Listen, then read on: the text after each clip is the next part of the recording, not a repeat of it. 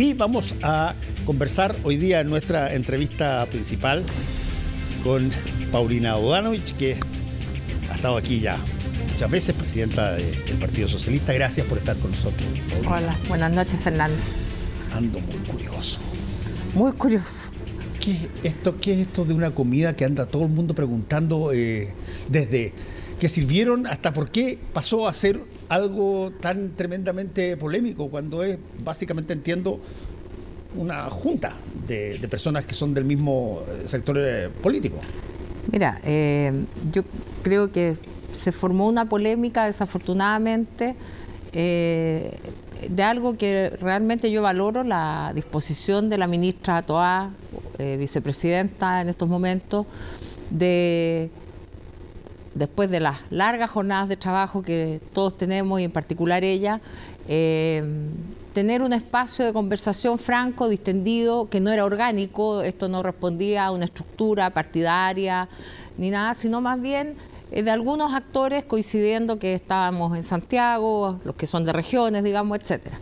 Y claro, quienes no fueron convocados sintieron tal vez que había habido un ánimo que nunca existió, de lo cual doy fe, porque fue una cosa bastante improvisada y no con estos ribetes de una cena organizada, etcétera. Así que yo valoro de verdad la disposición y le agradezco de la ministra de abrir un espacio de conversación fuera del horario de trabajo, donde podamos a veces decirnos cosas un poquito más sinceramente. Convengamos una cosa, Paulina, yo he recibido gente en mi casa, tú recibes gente en tu casa, pero...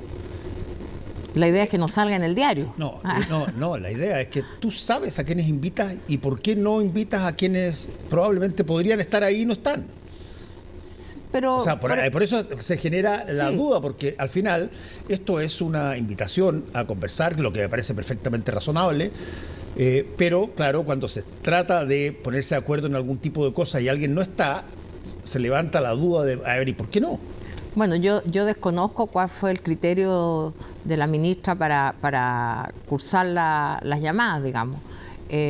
Pero sí creo que no era algo orgánico. Cuando digo algo orgánico no es que era una estructura de presidente de partido, senador, no, había de distintos tipos de personas, y además que no es un espacio único y excluyente. Esto no quiere decir que, no sé, la otra semana o en 15 días más ella decida invitar otro grupo al cual a lo mejor no me inviten a mí y no por eso yo me voy a tener que sentir postergada o perjudicada.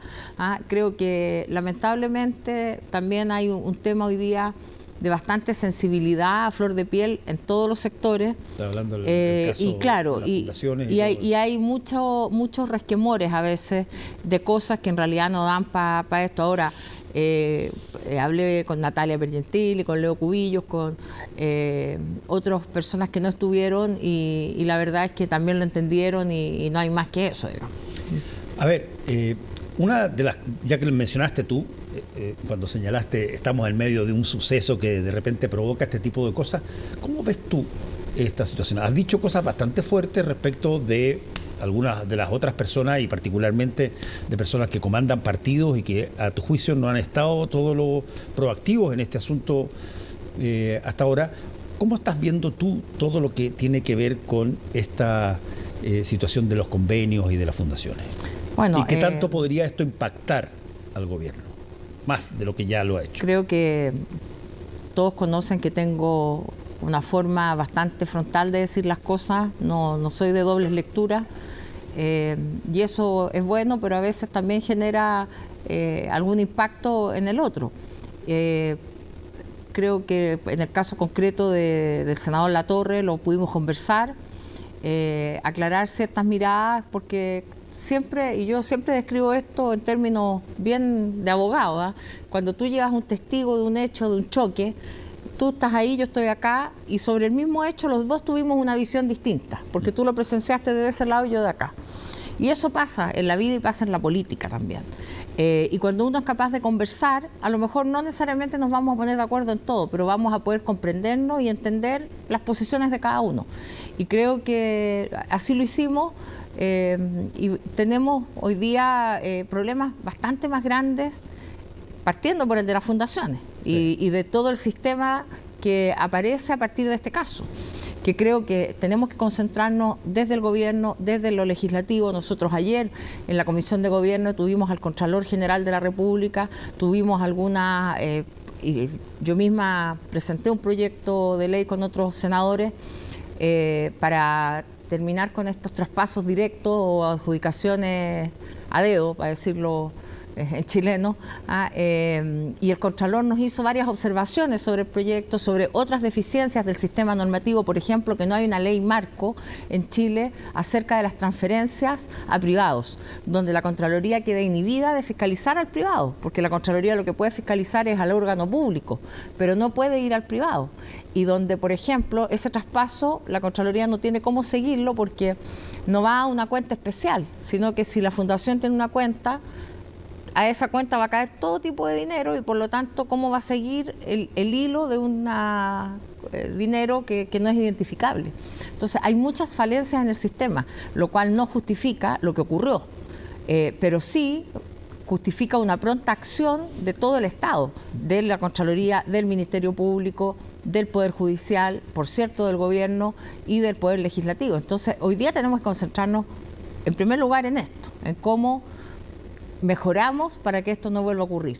A ver, te lo pregunto directamente. ¿Cómo percibes tú que pasó lo que pasó? ¿Qué crees que pasó? Mira, yo creo que todo esto ya está entregado a la justicia. Me parece que el ministro Montes obró de la manera más rápida posible, recabando los antecedentes, poniéndolos a disposición de la Fiscalía. Creo que el fiscal nacional tiene una obligación que es...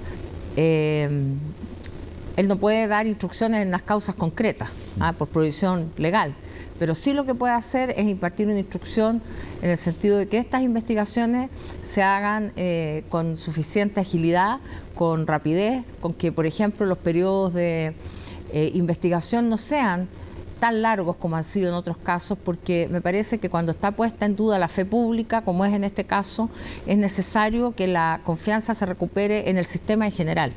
Y ese sistema, y en particular el sistema judicial, del cual forma parte el Ministerio Público junto con el Poder Judicial, hoy día está bastante debilitada la credibilidad también ahí. Por lo tanto, tenemos que hacer ese esfuerzo de que se transparente esta verdad judicial también prontamente.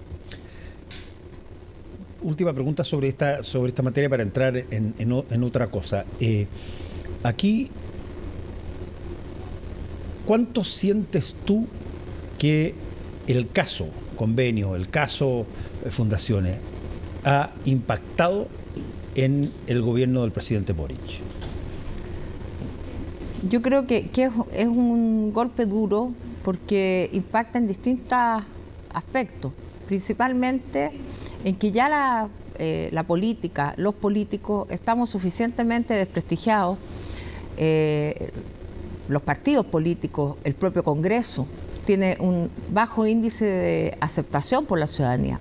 Y esto es muy peligroso para la democracia, sobre todo cuando vemos que esto ocurre aquí, en otros países donde hay quienes están justificando desde el golpe de Estado, como lo hemos visto hace pocos días, y como ocurre en otras partes del mundo, donde no se valoriza la democracia, donde se cree prescindible, y quienes vivimos la dictadura sabemos lo duro que es carecer de democracia, no solo porque no exista la posibilidad de elegir las autoridades democráticamente, sino porque se violentan y vulneran a diario las libertades y los derechos individuales.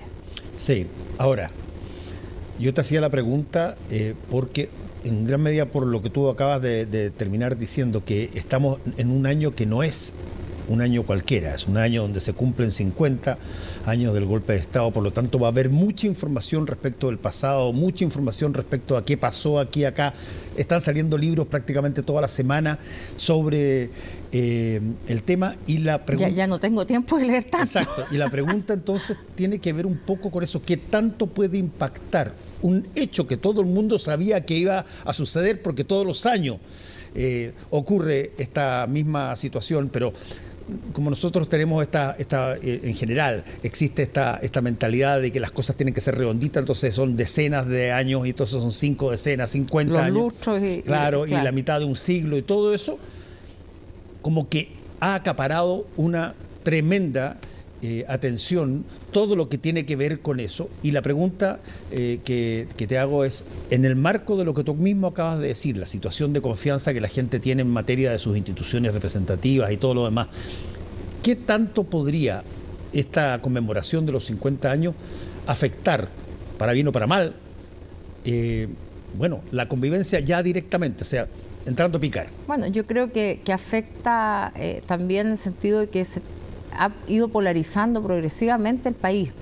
La discusión pública y política ha ido tomando trincheras, y creo que es muy perjudicial, porque mi deseo de estos 50 años del golpe habría sido precisamente que coincidiéramos en algo que a lo mejor es bastante esencial y mínimo, que es reconocer la importancia de los derechos humanos, de su esencia, de que no pueden ser vulnerados bajo ninguna circunstancia, y el valor de la democracia.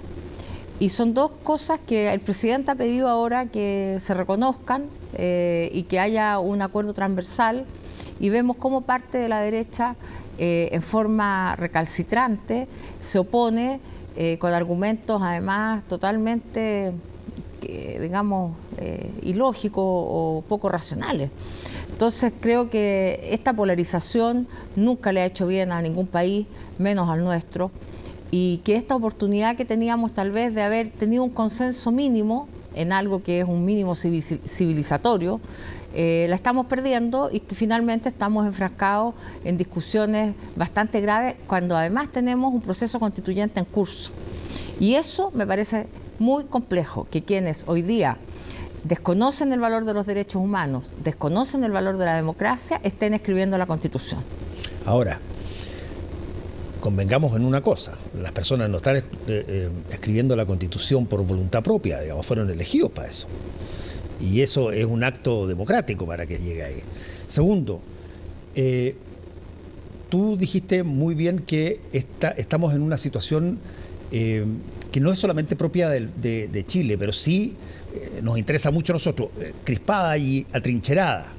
Ahora, cuando hay 50 años, tú vas a tener un montón de recuerdos de todo tipo, y con la diferencia que hay de los sucesos que cuando se conmemoraban más cerca, bueno, tú vas a tener probablemente una mucha mayor, yo te diría, margen de error en muchas de cosas que se digan. Te voy a poner un ejemplo.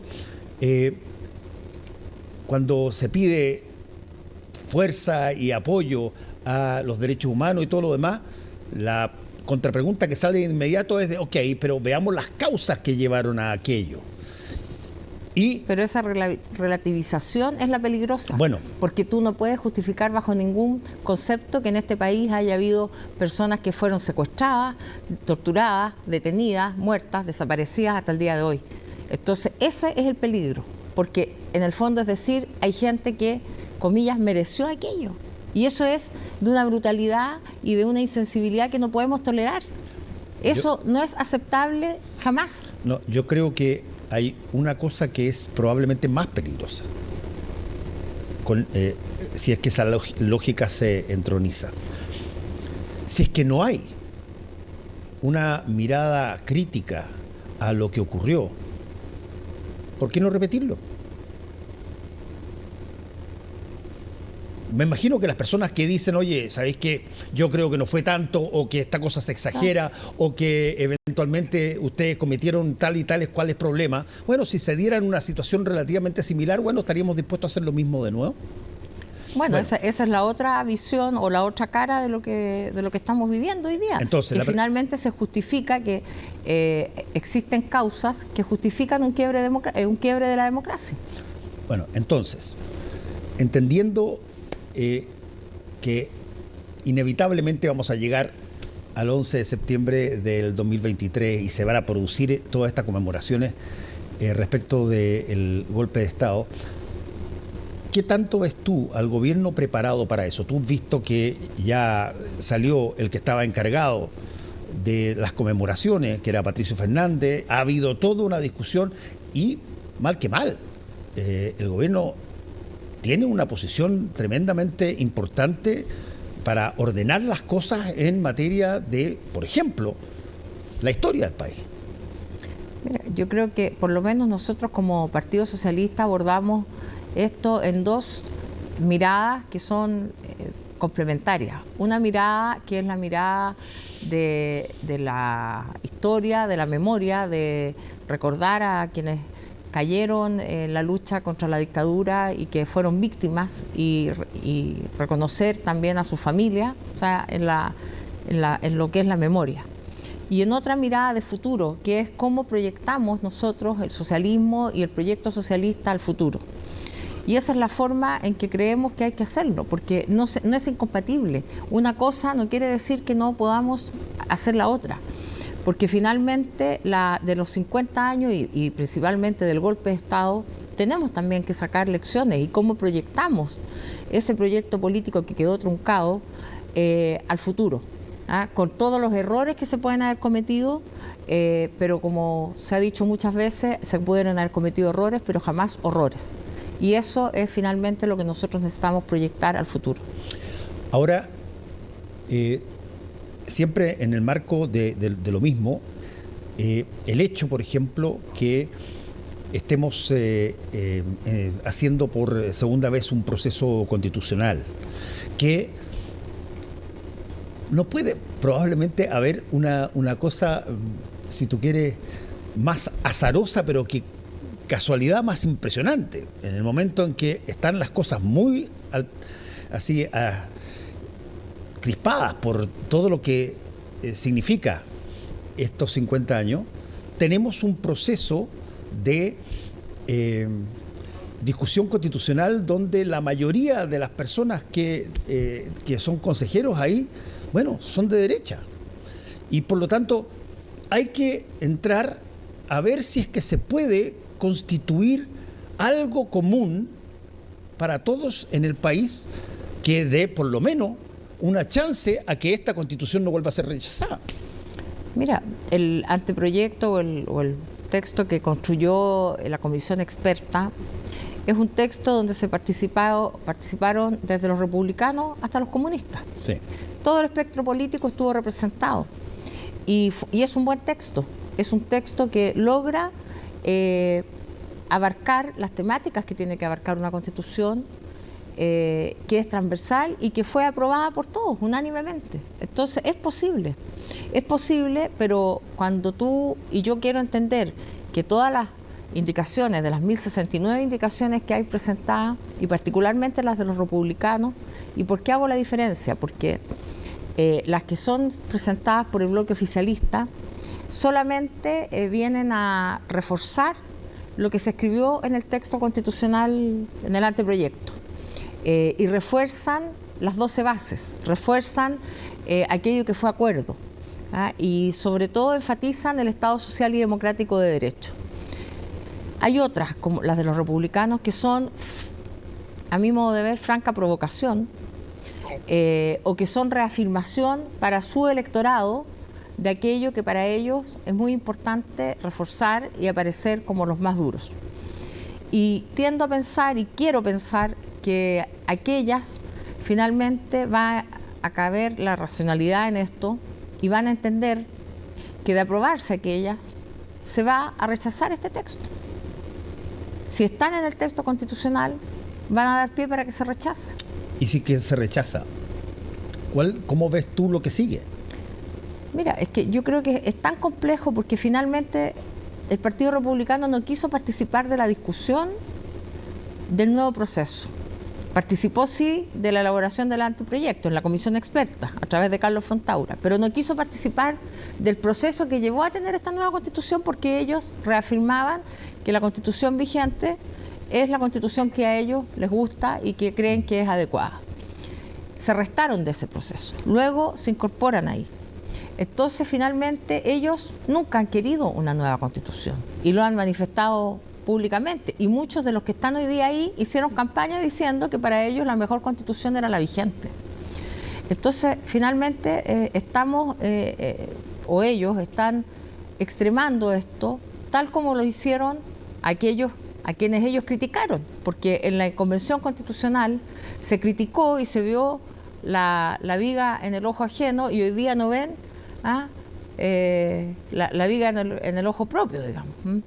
Ahora, están haciendo lo mismo. Ahora, están extremando las posiciones para hacer que esto definitivamente termine fracasando. Y eso yo no sé si es a propósito o no. La diferencia de si es a propósito o no es tremenda. O sea, en términos, incluso no solamente políticos, en términos morales también. Yo tengo la impresión, y lo he dicho varias veces acá, y te lo pregunto a ti, Paulina, que Republicanos ha adquirido un poder bastante grande, enorme, a través de las votaciones, democráticamente. Y está muy bien posicionado en el Consejo y todo lo demás. Pero va a salir de ahí algo. Va a salir un texto que los incorpora a ellos como parte mayoritaria del Consejo. Y eso va a ser ofrecido a la gente. Si es que la gente lo rechaza, no está rechazando solamente a todos aquellos que querían tener una nueva constitución. Está rechazando a las personas que fueron parte de la confección de ese texto. Eso los incluye a los republicanos. Yo no estoy tan seguro que los republicanos se sientan cómodos en que, oye, ojalá que rechacen y así volvemos a la constitución del 80 y qué sé yo, reformada y listo. No, porque hoy día tienen una enorme responsabilidad, claro, porque son una mayoría importante. Claro, tienen un poder muy grande y eventualmente alguien podría sospechar que si es que la cosa se rechaza y ellos no lo hacen con entusiasmo, no digo con entusiasmo, pero con un trabajo serio, eventualmente podrían decir, mira, entraron y fueron mayoría, pero entraron a boicotear el proceso. Y hasta ahora eso no se ha visto. Por eso digo que creo que aquí en las indicaciones hay que se llaman enmiendas, no indicaciones. En las enmiendas puede haber un espíritu de reafirmarse estas posiciones, de poner temas en discusión. Recordemos que hay un mes para discutir esto. Y finalmente terminar llegando a acuerdos. Yo quiero creer en que es posible tener estos acuerdos tal como se tuvieron en la comisión experta. La comisión experta también tuvo tensiones, también tuvo diferencias y finalmente se arribó a un buen texto que para mí una constitución tiene que ser una constitución breve, una constitución que reglamente los derechos y garantías, que es la parte esencial de una constitución frente al Estado, porque finalmente es como tú, ciudadano, quedas protegido frente al Estado, al poder del Estado. Tal cual. Eso es lo esencial. Luego, la reglamentación de las instituciones fundamentales, de los poderes del Estado, y algunas otras regulaciones, como pueden ser las autonomías del Banco Central, del Ministerio Público y otras. En fin, todo. El resto tiene que ir a la ley, no solo puede, tiene que ir a la ley, porque el diseño de una constitución como la que tenemos y la que tuvimos antes de la reforma del 2005, una constitución extensa, hace finalmente que todo lo que esté en la Constitución sea mucho más difícil de cambiar y hace que esta Constitución pétrea, inamovible, que se tornó la de Pinochet por tantos años, no fuera adecuándose a la época y a la sociedad y limitando el juego democrático. Hoy día nosotros podemos tener una buena Constitución y entregar al debate de la ley todo el resto. Lo más polémico que ha habido en estos días, que es esta enmienda de que a los 75 años las personas cumplan la pena en su casa y que obviamente se asimila a los presos de Punta Peuco. Yo creo que tiene la polémica porque tiene una eventual infracción al derecho internacional de los derechos humanos, como dijo el ministro de Justicia, pero además debiéramos preguntarnos, ¿es necesario que el cumplimiento de las penas esté garantizado en la Constitución? Esto ya jurídicamente.